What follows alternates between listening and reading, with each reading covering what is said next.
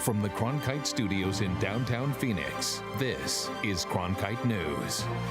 One of the biggest races in Arizona has yet to be called. Everyone is wondering who will be Arizona's first female senator. And President Donald Trump calls for bipartisan unity as the GOP keeps the Senate and the Democrats take the House. This comes just hours before Attorney General Jeff Sessions announced his resignation. Plus, long lines and voting machine meltdowns may have frustrated voters. What this means for their overall voting experience. Cronkite News starts now. Good evening and welcome to Cronkite News on Arizona PBS. I'm Bryce Newberry. And I'm Jennifer Alvarez. Thank you for joining us. Will Arizona's Senate seat turn blue or stay red?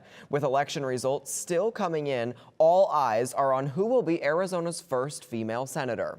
Right now, Republican Martha McSally leads Kyrsten Sinema by less than 20,000 votes. And after a record-setting voter turnout, the state still has about 500,000 ballots left to count.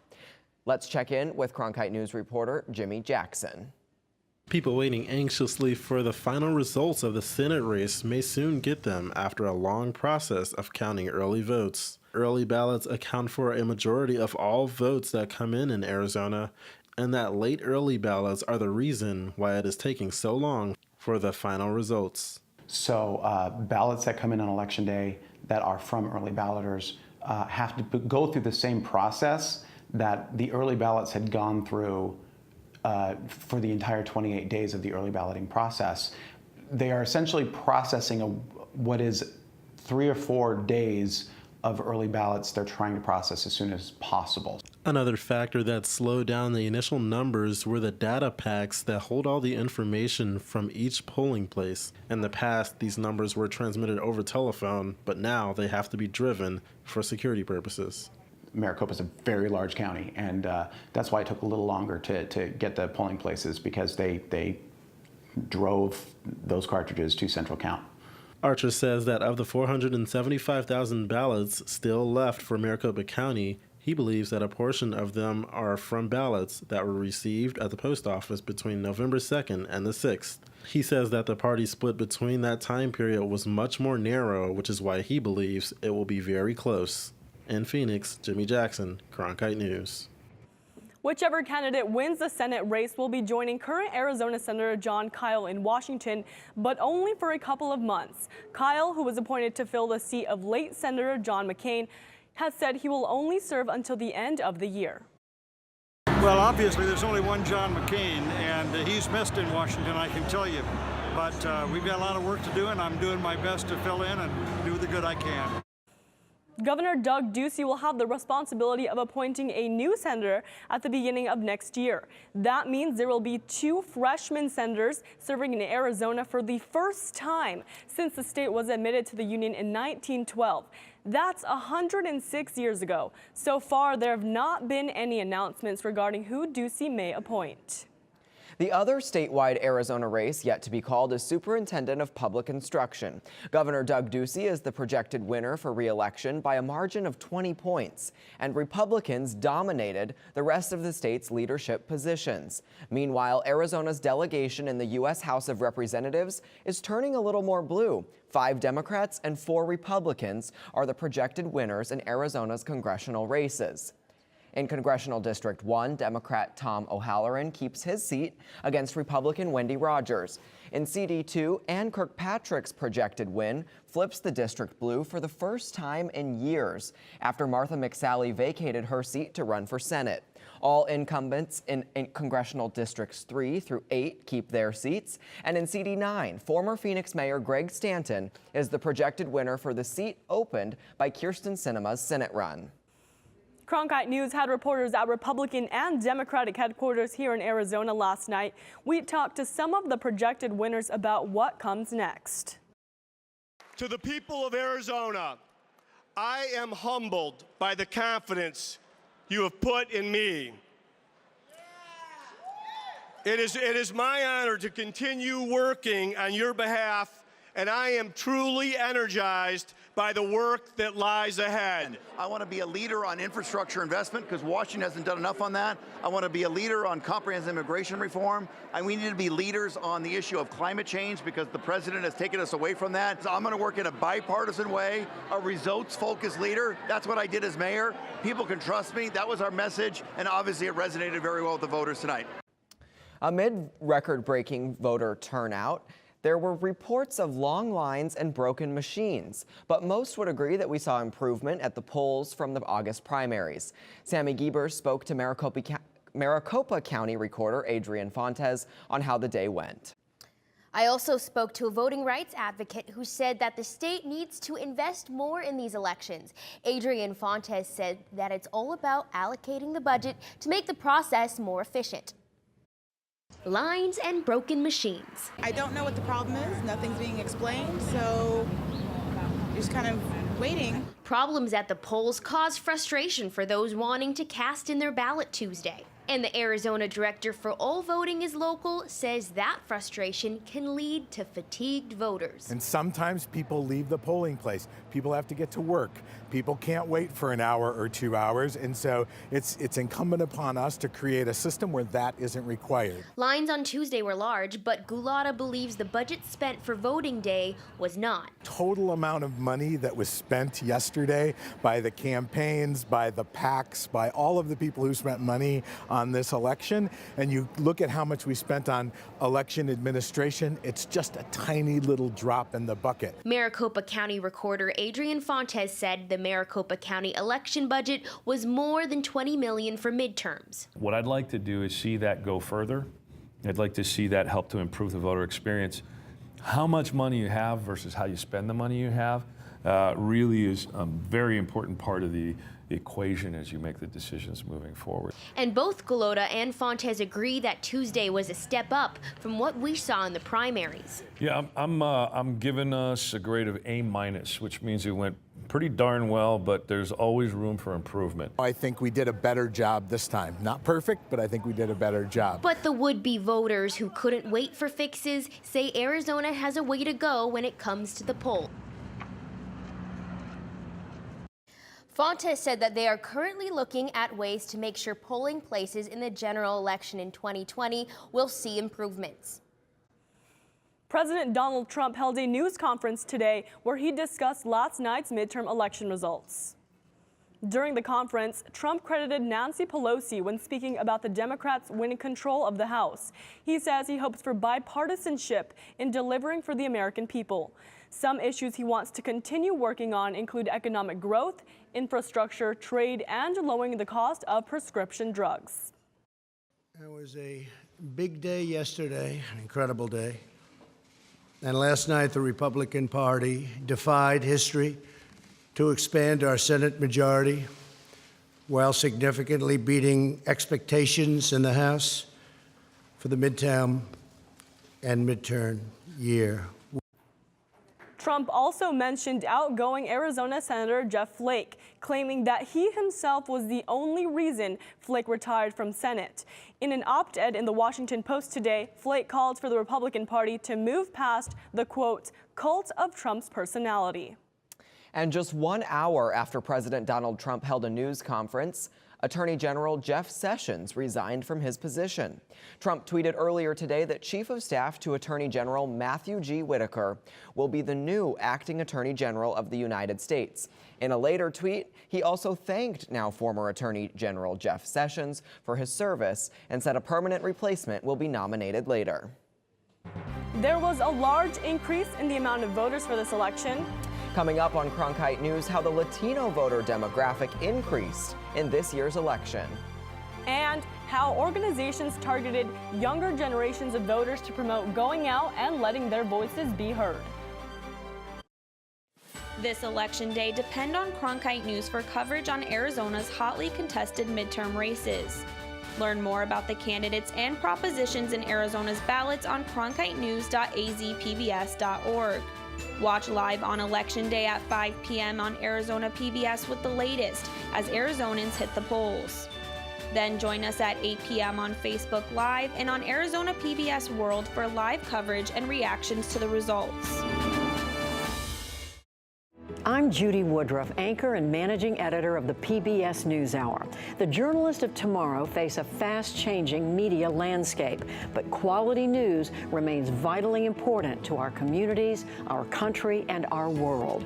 At ASU's Walter Cronkite School of Journalism and Mass Communication, students learn solid, reliable reporting, holding the powerful accountable, and rebuilding the public's trust. The Cronkite School and Arizona PBS, preparing the next generation for a stronger future of journalism. As journalists at Cronkite News, we report on stories that matter to you by focusing on the local impact. We dig deeper and work tirelessly to keep you informed. Live in Wickerburg. Live in Los Angeles. In Cleveland. In Washington. In Louisville. From Jerusalem. Live in Philadelphia. From around the world to right here in Phoenix. At Cronkite News, we report the facts and stick to the truth. Latinos in Arizona were crucial voters in this past election, a growing demographic that will shape Arizona politics for years to come. Cronkite News reporter Alexa Avila spoke with local Latino community leaders and advocates who say while yesterday was a good start, their mission still has to continue. The day after midterm elections, those who pushed for a higher young Latino voter turnout say their work isn't done. We're going to continue to engage young people and underrepresented voters, whether it's on their campus or in their communities, and we are going to meet them where they are. Initial reports seem to point to a potential record turnout at the ballots yesterday in Arizona. The question is, how many of those who voted fall within the coveted millennial Hispanic vote? The youth vote is here to stay. And more than ever, we're starting to realize the power that our ballots hold as the largest voting bloc in Arizona and in this country. Raquel Turan is the new representative-elect for District 30 in Phoenix after winning Tuesday's midterm election. A community organizer and advocate in the past with the organization Mi Familia Vota, Taryn is a part of a group building a political and civic movement over the last decade. What I always tell people is that we have not seen the numbers that we want to see, but we've always seen steady growth. And what we saw last night is that they're becoming frequent voters. During his concession speech last night, Democrat David Garcia, who is running for governor, specifically thanked many of the local Hispanic advocacy groups that supported his campaign and who pushed to get younger Hispanics to the polls. I need to thank Lucha and Planned Parenthood, CWA, CASE, Mi Familia Vota, Chispa, Mi Gente Puente, and One Arizona for all of your work. Thank you very much. But it wasn't enough to put a Democrat in the governor's office, at least not yet. Progress doesn't happen overnight, and it's going to take very many more months of organizing, very many more months of educating young people to continue to set the culture of voting. In Phoenix, Alexa Avila, Cronkite News. In past years, youth voters have had low voter turnout, but this year it appears the youth stepped it up in the midterm election. Cronkite News reporter John Cardinelli talked with a couple of organizations that are working on promoting voting for current and future generations. This year at ASU's campus in Tempe, the student line to vote seemed larger than usual. It's very important given the fact that we live in a society where most of the people that vote are older, and it's important to get everybody's voice. A voice that seemed to be absent in past elections was the youth voice, but this year there was a change. We saw a drastic increase of young people being paying attention, being engaged, being interested, getting actually registered to vote. And then we've seen in early vote, it was a 200% increase. So we doubled the number of young people in the early vote period here in Arizona. Next Gen promotes voting to already eligible youth. This year, they helped register over 21,000 young voters. We saw candidates running this year that looked like us, that came from our communities, and we were really inspired to vote for them and for that vision of the world we could have. While youth vote was up, turnout was still lower than other age groups. Reasons that a lot of young people don't vote is because they feel like they don't have enough information. They're not sure how the process works. Kids Voting Arizona is doing just that. They are informing students who can't yet vote on the voting process. You have to start them early, like with anything. You have to get them started on their education early and the practice of voting, and not only voting, but informed voting. Kids Voting Arizona goes to schools in Maricopa County and puts on a mock election. so students can feel like they are a part of the voting process. When we were having the 3rd, 4th, 5th, especially the middle school students and the high school students, they were really focused on making sure that they read what the candidate was about and then making their decision. Getting the next generation informed is important, especially because young voters are such a big demographic. If we all turned out to vote, we would be the decisive factor in elections up and down the ticket, and we already have seen that in some of the results we got back yesterday. In Phoenix, John Cardinelli, Cronkite News. Both organizations believe that with the information they provide, the number of young voters will continue to increase. Prop 305 was introduced to expand Arizona's school choice program. But a grassroots group of parents successfully overturned the efforts. We sat down with one activist who says Arizona needs to protect public school funding. And we're going to stick with our trend of clear sunny skies throughout the week, but I'm tracking a cold front that may cool things down just a bit as we head into our holiday weekend ahead. I'll have your details coming up. As journalists at Cronkite News, we report on stories that matter to you by focusing on the local impact. We dig deeper and work tirelessly to keep you informed. Live in Wickerburg. Live in Los Angeles. In Cleveland. In Washington. In Louisville. From Jerusalem. Live in Philadelphia. From around the world to right here in Phoenix. At Cronkite News, we report the facts and stick to the truth.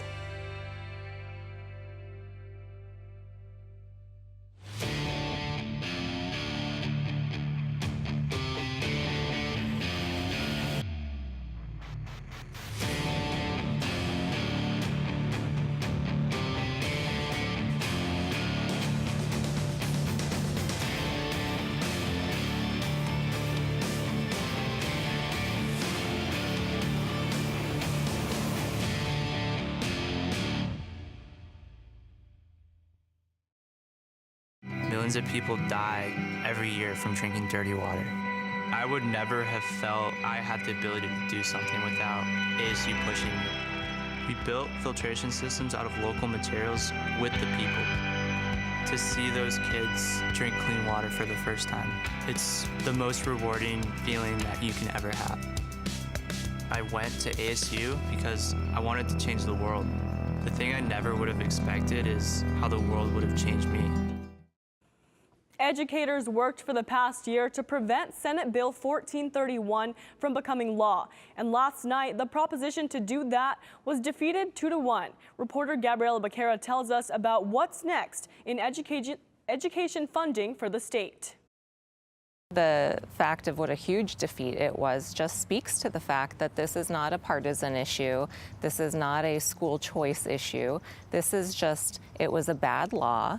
Prop 305 was an expansion of the Empowerment Scholarship Program, which would have changed the way education is funded. Dawn Penich-Thacker, spokesperson for Save Our Schools Arizona, says all types of voters saw that it wouldn't have helped the public school system. Voters saw that, and they saw that regardless of party. They saw that regardless of whether they have kids at home or not. Penich-Thacker says their fight to fund Arizona's public schools is not over. We hope that this sends a message to our newly elected and our re-elected state leaders that we want to prioritize public education funding.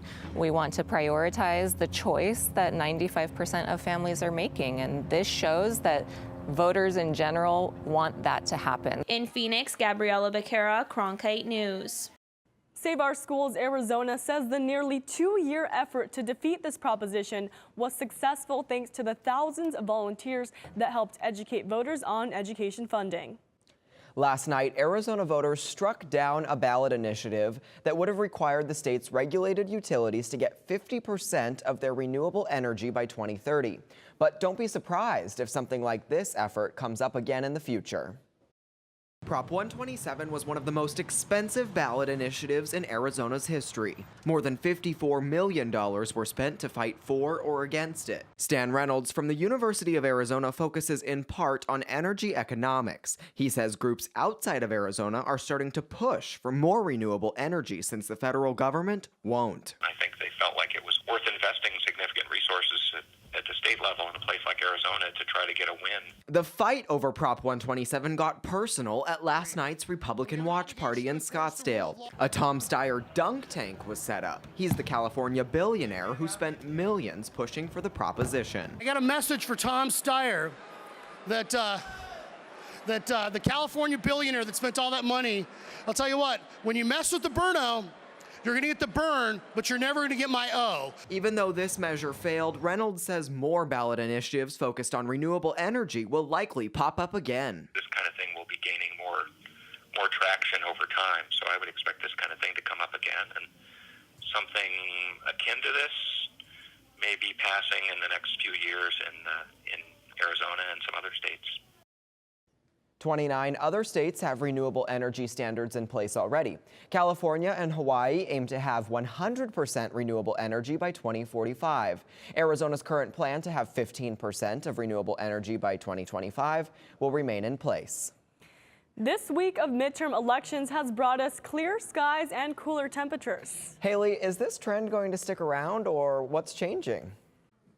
That's right, guys. This past week, we've seen beautiful conditions all across the entire state. And going into this next week, we're going to keep that trend of clear, dry, sunny conditions all throughout the valley. And it's beginning to start to feel a little bit cooler, especially in our mornings, but it actually is unseasonably warm for this time of year. Typically, we hang out a couple degrees lower than our highs so far this year, but I am tracking a cold front that's going to cool things down just a little bit as we head into our weekend. But taking a look at the evening planner tonight, in about an hour, we're going to hit that 79-degree mark before dropping down into those upper 60s by about 10 o'clock tonight. And we're going to get even cooler going into tomorrow night. Take a look at these lows across the valley. 54 in Scottsdale, 50 up in Cave Creek, 49 over in the West Valley out in Whitman. And high temperatures across the state tomorrow. We're going to hit about 82 degrees. Low temperatures across the state, 57 here in Phoenix. Take a look at these lows up in the high country. 19 degrees in Flagstaff, 15 up in the Grand Canyon, 53 down in Yuma. But highs tomorrow, we are going to stay one more day in our above average temperatures before dropping into that cold front. And then for our 7-day forecast, that cold front's going to begin to hit on Thursday before cooling us down just a little bit and then dropping down. Our lowest day of the week is going to be 71 on Tuesday. These lows going to hang out in the upper 40s. In the Cronkite Weather Center, I'm Haley Brand. Thanks, Haley. Some people use artistic expression to clear their minds, to reduce stress, or just for fun. But for others, it means much more. Next on Cronkite News, how painting serves as therapy for a certain community. If you're looking for one show that tells you what happened that day in the world of business, it's NBR. We saw a classic shipwreck. Nordstrom's opening stores. Triple-digit gains. Crude climbs. We're there to help our audience find new investment ideas. The market still has room to go up. Nightly Business Report is the longest-running business television program in history. Weeknights at 10:30 on Arizona PBS. I'm Matt Berry, ESPN Sports Center anchor and graduate of ASU's Walter Cronkite School of Journalism and Mass Communication. With its bachelor's and master's degrees in sports journalism, the Cronkite School is preparing the next generation of sports journalists to tell stories that matter, stories that excite, inspire, and inform. Cronkite immerses students in covering sports at all levels in one of the country's top sports markets. It's this hands-on experience under the guidance of award-winning sports media veterans that shape the top journalists of tomorrow. By the year 2050, there will be more plastic in the ocean than fish. Before Professor Halden, I had an insane amount of passion, but I almost felt helpless because I didn't know how to use it. Professor Halden gave me a chance to make a difference. Being at a place like ASU allows you to take these big leaps. Ultimately, the biggest problems in the world cannot be solved alone. Surrounding yourself with others going through the same hardships as you are can really lift you up. Sammy Giebers visited a weekly Phoenix art class that brings together a group of people dealing with the same conditions. Hey, Betty. What's on your mind today? We have primary colors that you know very well about. For Dora Hernandez. So let's start with the yellow and we'll add some red. It's getting paintbrushes in the hands of her students. So funny to call them students because they're usually much older than I am. I've learned a lot from you, Anna Banana. But she's not always the teacher. What I've learned from Betty is you focus on something and you do it and do it and do it. I just enjoy doing it. From Rolly, I've learned attitude. Bill is really consistent. It's Vicky, very joyful, very good. Focus for the class with art in mind isn't the painting, but the camaraderie. Do you still love me? And sometimes the focus, and of course, is on recalling a name. Can't remember. Betty. Betty, she's extraordinary. The class is for those dealing with dementia or brain injuries. It helps when you share something you have in common with everybody else. And just across the hall, oh, there they go again, is another type of support. Laughing next door like they're having more fun than we are. With coffee and donuts, the artist's loved ones share their own stories. I think like it for the same reason they do.